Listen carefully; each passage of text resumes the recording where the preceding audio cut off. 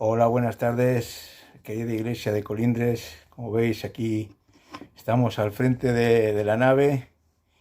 Os mando un saludo muy cariñoso, os echo mucho en falta. Deciros que me encuentro perfectamente, gracias a Dios, no tengo ningún tipo de dolor, estoy bien y estoy pasando un tiempo muy íntimo con las cosas del Señor también. Y bueno, y en este día que hoy nos toca pues la reunión, quería compartir, estar un poco con vosotros y traeros un pensamiento que me puso el Señor en el corazón ayer y me ha inspirado en él el Salmo 119, un salmo, es más largo de los salmos y uno de los capítulos más largos de la Biblia también, si no es el más largo. Bien, primeramente, como siempre, quiero empezar con una oración, dando gracias al Señor por el privilegio primero que me concede por medio de este medio, el poder estar cerca de vosotros, poder sentirme ahí entre vosotros, pero sobre todo poder también estar juntos con el Señor y en el Señor. Y el propósito, como digo, es poder seguir edificando la iglesia, llevando ese hilo que tenemos de atrás del conocimiento de la palabra de Dios y hasta dónde nos puede llevar la palabra de Dios. Y si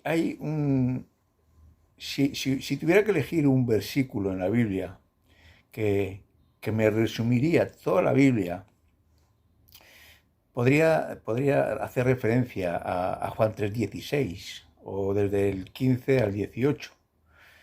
Y si tuviera que elegir algún versículo para describir lo que es la palabra de Dios, me referiría o acudiría a este salmo, al Salmo 119, un salmo que en la medida que le vas leyendo te vas dando cuenta de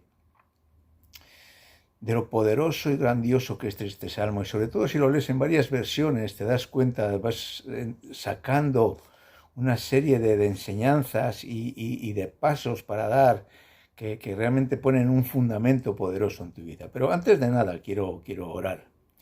Y vamos a presentar la palabra al Señor. Eh, Señor, te damos gracias por este lugar, gracias por esta hora, gracias por este tiempo con mis hermanos, que tú los bendigas, que tu gracia sea sobre cada uno de ellos y sobre sus casas también, que tú las llenes de paz y amor, Señor.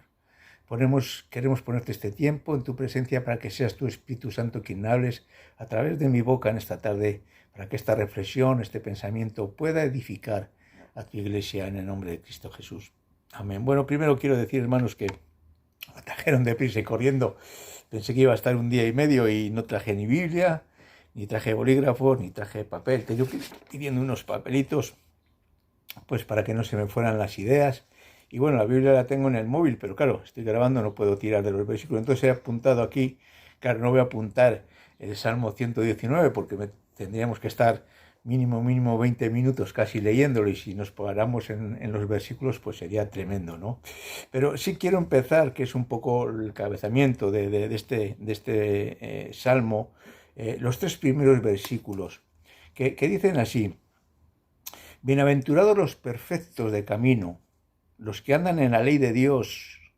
Bienaventurados los que guardan sus testimonios y con todo el corazón le buscan, pues no hacen iniquidad los que andan en sus caminos. Bueno, este salmo, como digo, tiene 176 versículos, el más largo de la Biblia. El autor no es conocido, dicen que si David, otros dicen que a lo mejor incluso fue en el exilio allí en Babilonia, que lo hizo el sacerdote Esdras. Hay una serie de autorías, Salmón incluso, pero parece como que tiene más fuerza David, que a través de su relación con Dios, él se fue dando cuenta del poder de estar en la palabra de Dios. Y esta palabra trae trae ocho palabras, valga la redundancia, básicas utilizadas para describir la escritura, para escribir en la Torá de aquel tiempo, que era un poco a lo que se estaba refiriendo, pero en general podemos decir al general en completo, ¿verdad? Que traen una revelación escrita de Dios a través de la escritura a la vida del hombre y para que el hombre ponga en práctica, digamos, que da las pautas para que el hombre pueda realmente alcanzar ese potencial que Dios espera de su pueblo, de sus hijos. Sabemos que Dios nunca ha dejado de esforzarse, entre comillas, para que su pueblo estuviera en lo mejor. Él siempre ha dado los mejores consejos, las mejores pautas, las mejores ayudas. Sin embargo, siempre el fallo no ha sido de Dios. Siempre el fallo ha sido del hombre. De hecho, esta situación en la que estamos, no ahora en concreto, sino después de la caída del hombre, es consecuencia única y exclusiva del hombre. Dios no ha tenido ninguna culpa en que el hombre se apartara de él, de que le fallara, ¿verdad? Y hay palabras, como digo, que nos hablan, hacen referencia con estas palabras a la escritura, y en cada palabra de estas que hace referencia a un beneficio que para nosotros. Y las palabras que se nombran aquí en este salmo es la Torá, la Torá era el medio, el libro por el que se enseñaba.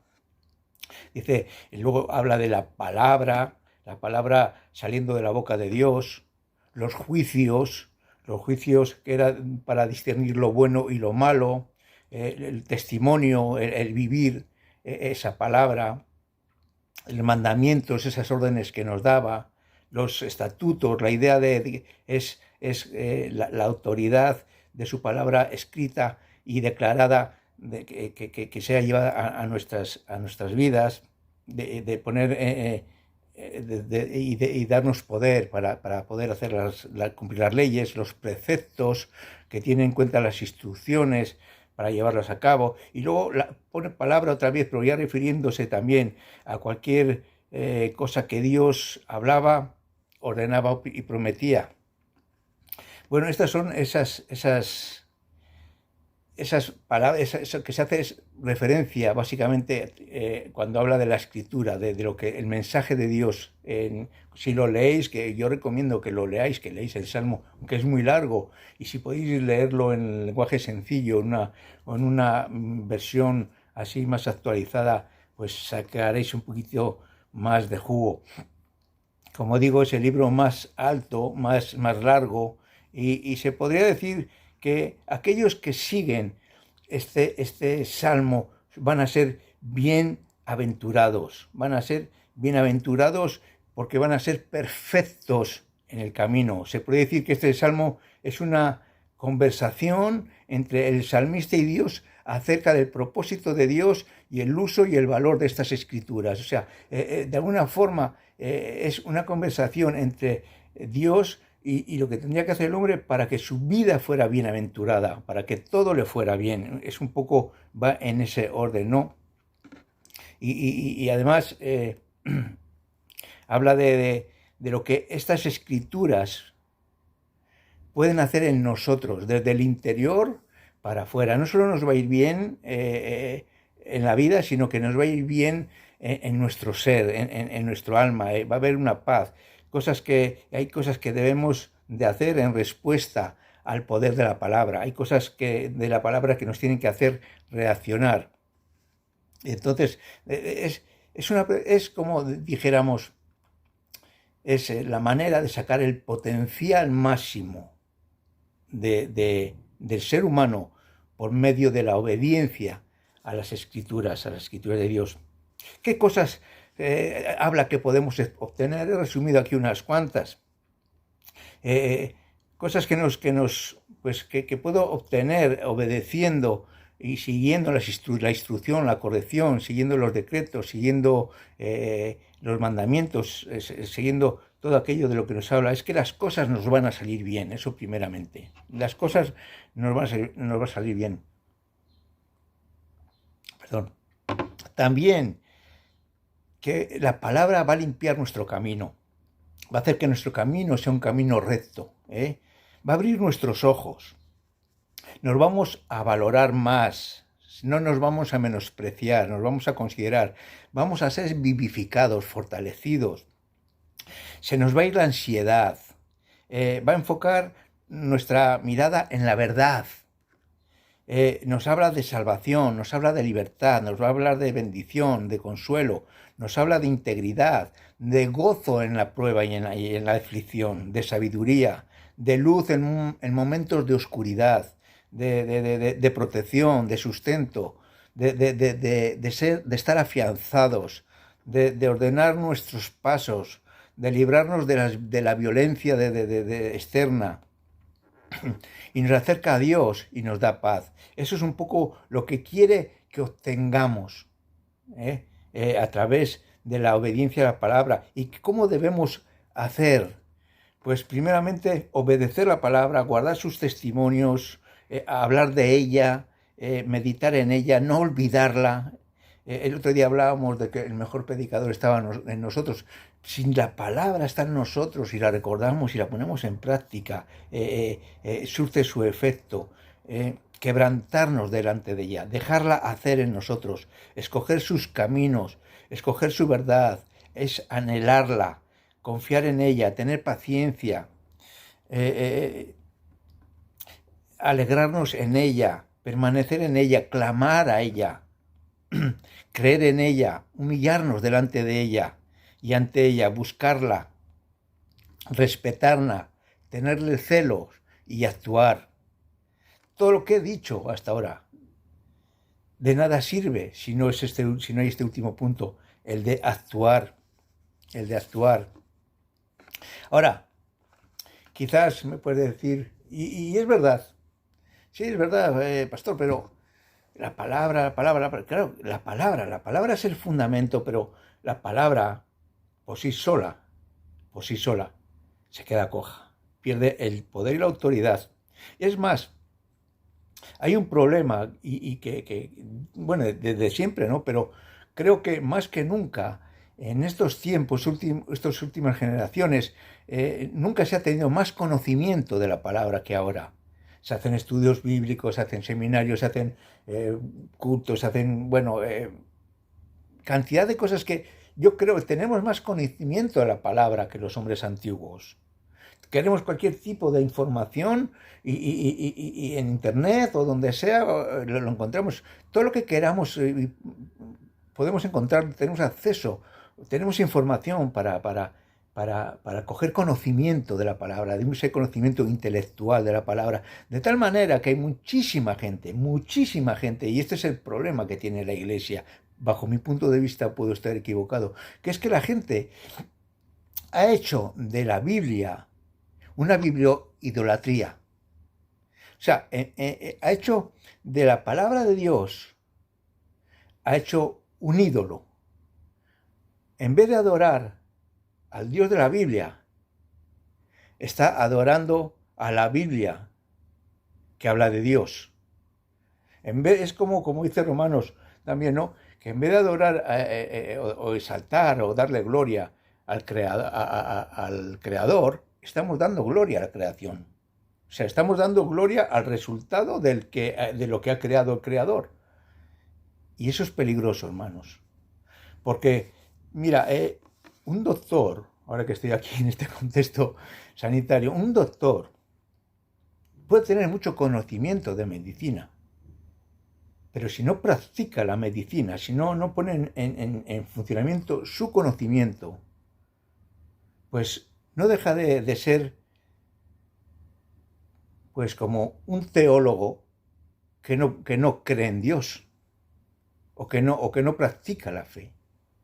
La palabra de Dios, hay dos pilares con los que funcionan y se engrana ese motor que da poder realmente a la vida del cristiano, que es la fe y el Espíritu Santo.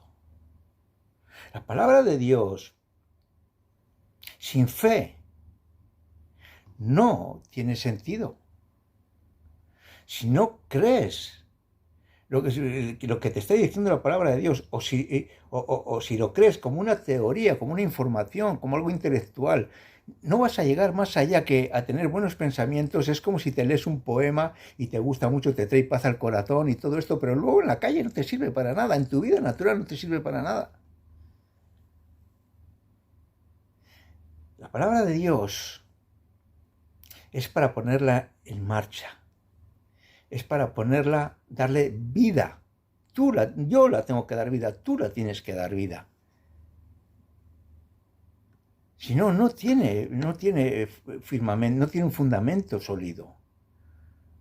Y a partir de ahí, el Espíritu Santo es el que nos va a ir poniendo esas promesas, esa información que tenemos. Él nos la va a recordar. Como le dijo, como Jesús nos lo dijo, yo no os dejaré huérfanos, yo os mandaré el Espíritu Santo para que Él os recuerde todas las cosas. Esa es la función también del Espíritu Santo, recordarnos la palabra que nosotros tenemos ya intelectualizada, metida en nuestro corazón, y la ponemos en obra. Si no, hermanos, seremos como el cojo de nacimiento que estaba en la puerta de la hermosa.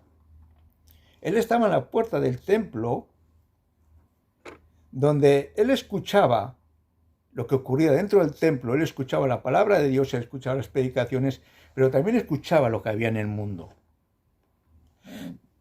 Y ¿sabes? De alguna forma, esto me ilustra un poco a mucho cristiano de hoy en día, donde está en la puerta, en el dintel de la puerta, escuchando lo del templo, pero escuchando lo del mundo. Y ¿sabes? Y podríamos decir incluso que no son mundanos, porque sabe demasiado como para considerarse inconverso, pero no sabe lo suficiente como para considerarle un hombre de Dios. Vive en la puerta. Él tiene el conocimiento, pero no vive el conocimiento. Y eso nos hace, hermanos, cristianos carnales. Cristianos carnales. Tenemos el conocimiento, incluso creemos lo que estamos escuchando, pero luego la otra música nos lleva. Y el conocimiento que adquirimos dentro no le desarrollamos fuera. Ese es el problema, que no le desarrollamos fuera. Y ¿sabes? Y esto me lleva al libro de Corintios, donde la iglesia de Corintio, una iglesia con mucho potencial, una iglesia con conocimiento, con dones y con virtudes. Sin embargo, Pablo, dirigiéndose a ellos, en 1 Corintios 3:1, Pablo les confronta con esta situación.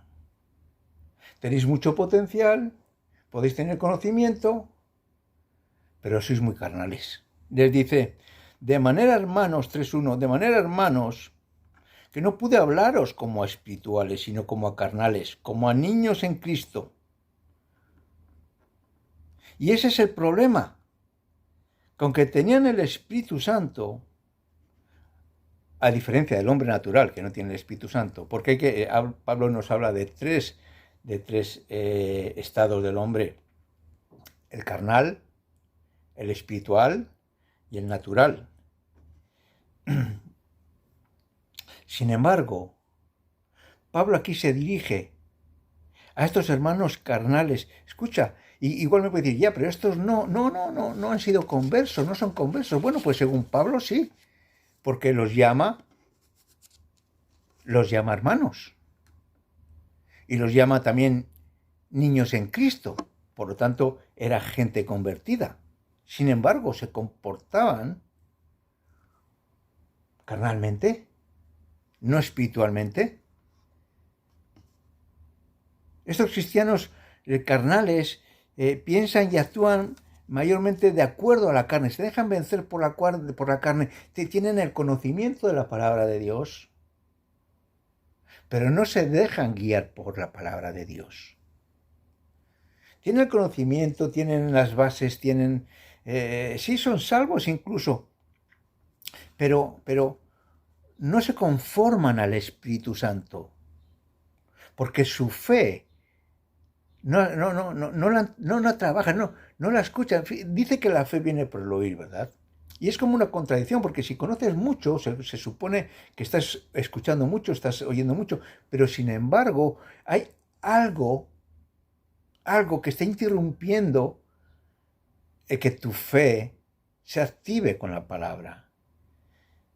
Y es porque es verdad que la fe viene por el oír, pero tú puedes tener mucha información sobre una cosa, pero también puedes tener mucha información sobre otra cosa. Entonces el problema no es ya del oírlo, sino del peso de la balanza donde tú pongas más.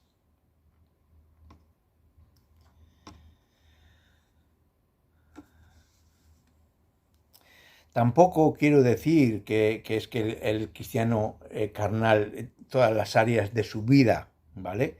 Estén en desorden o no estén entregadas así, porque si no fuera así, realmente es verdad que no habría una evidencia de un nacimiento nuevo, ¿verdad? Pero sí que es verdad que el cristiano carnal es un hijo nacido de Dios de nuevo y en ese camino en el que tenemos que recorrer, si no se baja del tren, él siempre va a ir en tercera plana, en tercera clase. Van a ser cristianos de tercera clase. Siempre en el peor lugar, siempre en lo más oscuro, siempre en lo más débil, siempre en lo más necesitado. Realmente, hermanos, el cristiano carnal es el nivel más bajo del cristiano. Es la clase, por decirlo de alguna forma, para que nos entendamos, la clase más baja socialmente de cristiano. Un poco nos habla de esto Romanos 7, ¿verdad?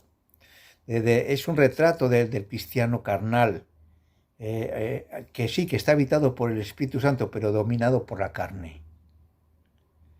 Porque podemos tener el Espíritu Santo, pero estar dominados por la carne. Ese es un hecho real. Hay una diferencia entre ser de carne y ser carnal, usada Pablo en este pasaje de 2 Corintios, de 1 Corintios 2.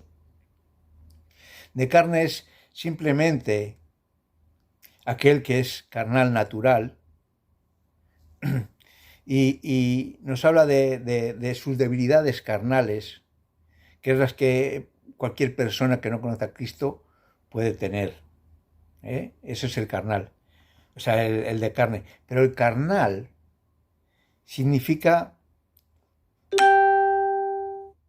que tiene su característica carnal. Nos habla de que es uno que puede y debería hacer las cosas distintas o de diferente manera, pero no las hace. Y por eso Pablo les llama de carácter carnales. Porque ellos pueden hacer, deberían vivir más en el espíritu, pero viven en la carne. ¿Y cómo reconocemos a un cristiano carnal? Hay evidencias que muestran cómo es el cristiano carnal. Dice en 1 Corintios 3 y 4, porque sois carnales, pues habiendo celos, contiendas y disensiones y divisiones, ¿no sois carnales y andáis como hombres?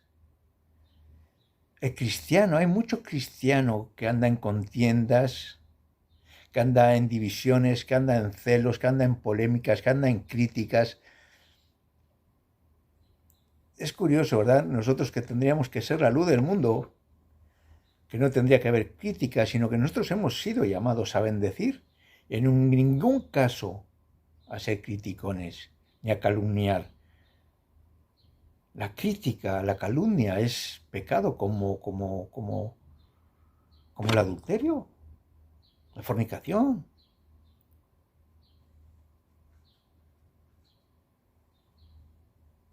Los cristianos de Corinto se creían a sí mismos buenos, que se creían buenos hombres espirituales, pero sus divisiones mostraban su carnalidad.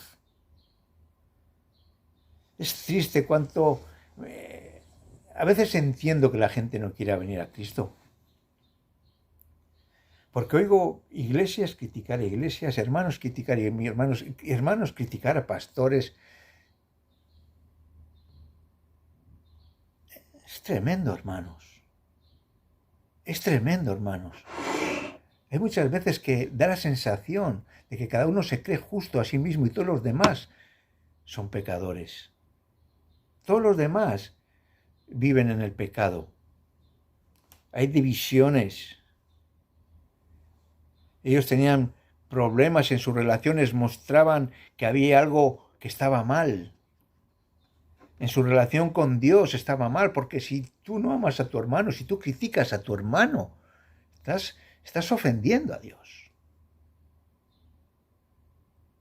Esa era la evidencia de la carnalidad. Ni se respetaban, ni se esperaban, hacían mala vida. Bueno, todos sabemos lo que ocurría en la iglesia de Corinto.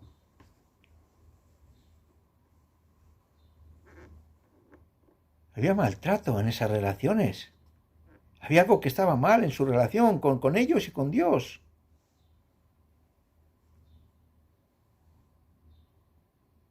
Había algo mal en su forma de pensar y en su forma de vivir.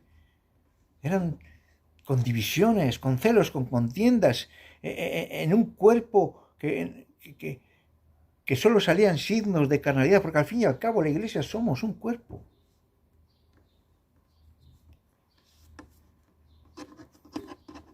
Y nunca nos preocupamos en restaurar las relaciones, nunca nos preocupamos en sanar.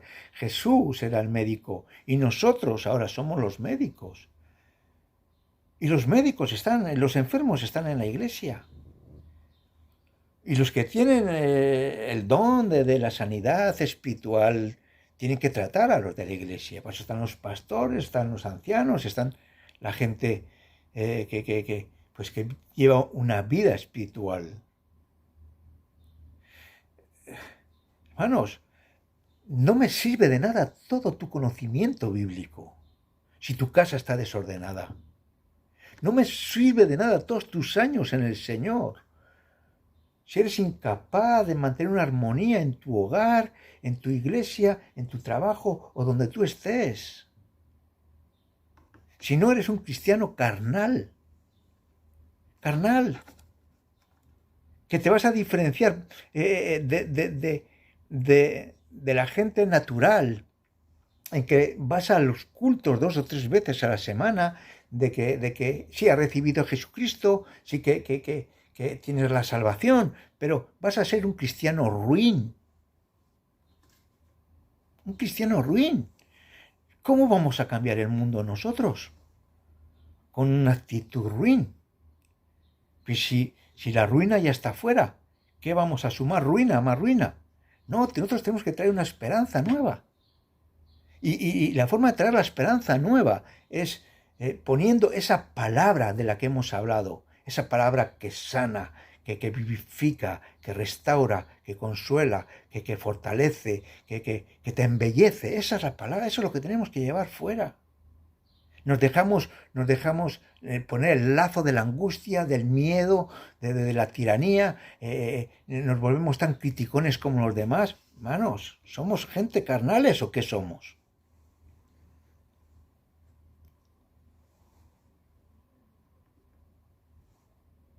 Casi se comportaban los de Corintios como los hombres naturales. Y los cristianos tenemos un llamado más alto, y que es el de vivir que no es el de vivir como el resto de la humanidad. La gente espiritual que anda en el espíritu debe ser gente que vive en esa comunión, en esa armonía, en ese trato íntimo con Dios y con las cosas de Dios. Tenemos Tenemos que ser transformados, cambiados, porque si no, ¿qué camino llevamos? ¿Qué estamos haciendo? Debemos entrar en ese proceso de transformación. Es urgente, hermanos, es urgente entrar en ese proceso de transformación, empezando por nuestra propia vida. Y dejar de poner los ojos en aquel o en el otro, en el otro. No pongas los ojos en nadie. Si a él le va a juzgar Dios y a ti te va a juzgar Dios, pero a ti también te va a juzgar Dios por juzgar y criticar y condenar a otro. No permitas que el desorden de otro condicione tu vida, ni que te condene a ti. Tú haces bien. No te importe como lo que... O sea, no te importa, no, perdona. Ora, preocúpate, vete donde él, intenta ayudarle. Dice, en lo que dependa de nosotros, dice la palabra de Dios, buscar la paz. En Romanos habla de ello también. Hermanos, es urgente que haya una transformación en nosotros. Dice la palabra de Dios en Romanos 12:2 que no nos conformemos a este siglo, sino que nos transformemos por medio de la renovación de nuestra mente. O sea, nos está diciendo, no sigáis obrando como hacíais antes o como hace la gente que no conoce a Cristo. Ya no vivimos como todo el mundo, ya no tenemos que vivir como todo el mundo. Al contrario, debemos cambiar de manera de ser y de pensar. Y así saber lo que es bueno, agradable y perfecto para Dios. Eso es lo que dice la palabra de Dios, hermanos. Os recomiendo que leáis este Salmo 119, que os deleitéis en él y que veáis la riqueza tan grande que hay. Y todo lo que dice el salmista es porque lo ponía en la práctica y él encontraba la paz, el gozo, él encontraba ahí la dirección, la vivificación, ahí encontraba todo.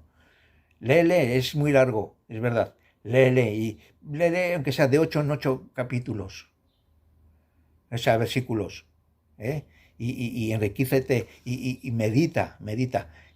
¿Que eres un cristiano carnal? ¿Un cristiano espiritual? ¿O eres un hombre natural? Señor, hermanos, que el Señor les bendiga mucho.